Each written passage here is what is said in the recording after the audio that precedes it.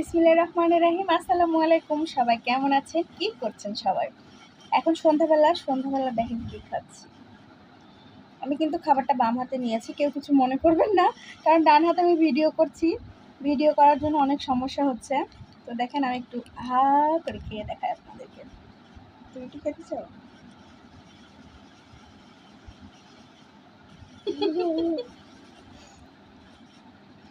বিসমিল্লাহ।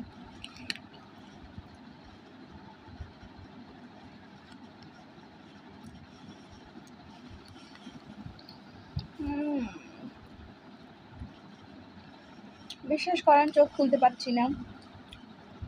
বার্গারটা কিন্তু আমাকে অনেক বড় একটা বাইট দিয়ে খেতে হয়, যার কারণে আমার খেতে ভালো লাগে না। কিন্তু ছেলে আমার শখ করে আনছে, এই জন্য আর কি করার।